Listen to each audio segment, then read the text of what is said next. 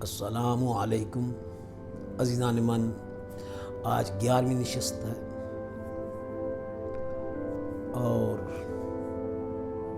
آج ہمارا جو سبق ہے وہ فاطمہ بنت عبداللہ، جو یہ وہ نظم ہے جو 10ویں جماعت کے نصاب اردو کے نصاب میں شامل ہے۔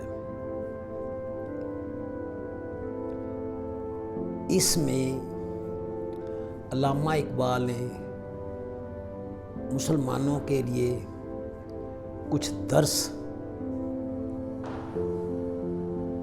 دیا ہے، لیکن میں پہلے اس کا مرکزی خیال وہ میں بتاؤں گا۔ پہلے مرکزی خیال کا مطلب سمجھ لیں آپ۔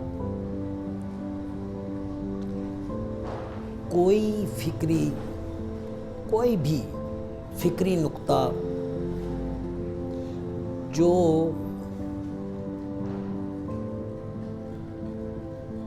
افکار گیر ہلکا بنا لے اسے مرکزی خیال کہتے ہیں۔ یعنی ایک سوچ ہے، اس کے ارد گرد جو چیزیں ہیں اس سے متعلقہ، اس کو ہم مرکزی خیال کہیں گے۔ اس نظم میں فاطمہ بنت عبداللہ، اس میں علامہ اقبال نے اس کم سن لڑکی جس کا نام فاطمہ ہے، اس کو ایک بہادری کی علامت کے طور پہ پیش کیا ہے۔ اس میں کوئی شک نہیں کہ اس کا کارنامہ قابل ستائش ہے۔ اب میں خلاصہ پیش کرنے لگا ہوں۔ فاطمہ بنت عبداللہ نظم جو علامہ اقبال کی تخلیق ہے، آپ نے اس نظم میں فاطمہ بنت عبداللہ کو یوں خراج تحسین پیش کیا ہے کہ اے فاطمہ، تو نے مسلمان نوجوانوں میں ایک نئی روح پھونک دی ہے۔ یعنی مسلمانوں میں جذبہ اس قدر جوش میں ہے، یہ سارا تیری وجہ سے ہوا ہے، اور تو نے مسلمان جو سوئے ہوئے تھے ان کو جگا دیا ہے۔ تیری بہادری دوسری قوموں کے لیے بھی ایک علامت بن گئی ہے۔ اور فاطمہ، تو نے اگرچہ زخمیوں کو اور غازیوں کو پانی پلاتے ہوئے جہاد کیا ہے، لیکن تیرا جہاد توپ و تفنگ سے بھی زیادہ قابل ستائش ہے، کیونکہ تیری عمر کو اگر دیکھتے ہیں، تیری عمر صرف 14 سال، اور اتنا بڑا کارنامہ، یہ تجھے اللہ تعالیٰ کی عنایت ہے، اور مسلمان قوم کے لیے ایک حریت کی علامت بن کے آئی ہے۔ تو علامہ صاحب یہاں فاطمہ کو خراج تحسین پیش کرتے ہوئے فرماتے ہیں کہ تیری تربت جو ہے وہ بھی مسلمانوں کے لیے تربیت گاہ ہے۔ چھپتی نہیں یہ نگاہ شوق ہم نشین، پھر اور کس طرح انہیں دیکھا کرے کوئی، کھل جائیں کیا مزے ہیں تمنائے شوق میں، 2-4 دن جو میری تمنا کرے کوئی۔ عزیزان من، اقبال نے حب الوطنی، یعنی وہ محب وطن ہے، اور انہوں نے فاطمہ کی حب الوطنی کی مثال مسلمانوں کو دے کر مسلمانوں میں جو نئی چیز دکھائی وہ یہ ہے کہ ہمیں اپنے ملک سے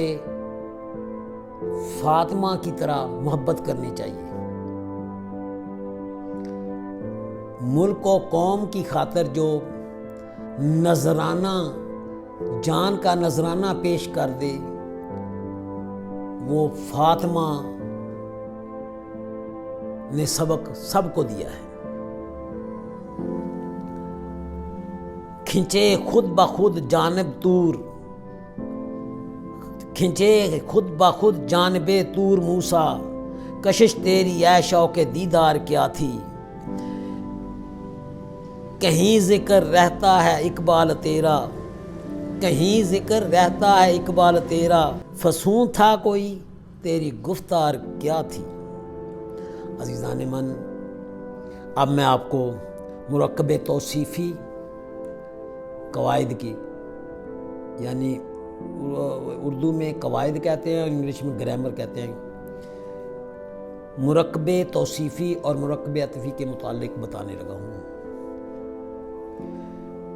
مرکب توصیفی، پہلے مرکب کے متعلق بتا دوں کہ مرکب کیا ہوتا ہے۔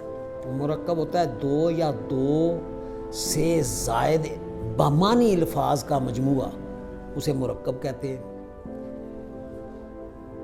اور مرکب توصیفی، توصیف کا مطلب ہوتا ہے تعریف بیان کی گئی یا خوبی۔ اب مرکب توصیفی، اس میں اسم اور اس کی خوبی بیان کی گئی ہے۔ اسم اور خوبی مل کے جب آتے ہیں تو وہ مرکب بن جاتا ہے، یعنی صفت، اس میں صفت اور موصوف یعنی جس کی صفت کی گئی ہے بیان، مل کے جب آئیں گے تو وہ مرکب توصیفی بن جائے گا۔ اگر ایک ہوگا یعنی نیک لڑکا، اب یہ دونوں مل گئے، یہ مرکب بن گیا۔ اگر ایک اکیلا ہوتا تو حرف توصیف ہوتا، حرف توصیفی ہوتا، تو پھر حرف توصیفی ہوتا نیک۔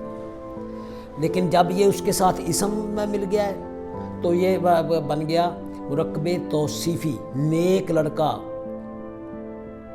خوبصورت پھول۔ اب دیکھو پھول موصوف ہے اور خوبصورت اس میں صفت ہے۔ نیک لڑکا، اس میں نیک جو ہے یہ اس میں صفت ہے اور لڑکا جو ہے وہ موصوف ہے، یعنی اب اس میں صفت اور موصوف دونوں مل کے مرکب بنا دیں گے مرکب توصیفی۔ اب میں آتا ہوں مرکب عطفی کی طرف۔ مرکب عطفی، جب دو اسم کسی حرف عطف سے مل جائیں، دو حرف، عطف کا مطلب ہوتا ہے موڑنا، یعنی ایک اسم کو دوسرے اسم سے موڑے، ایک اسم کو دوسرے اسم کی طرف موڑے، تو یہ بن گیا مرکب عطفی۔ مثلا علی اور اسلم،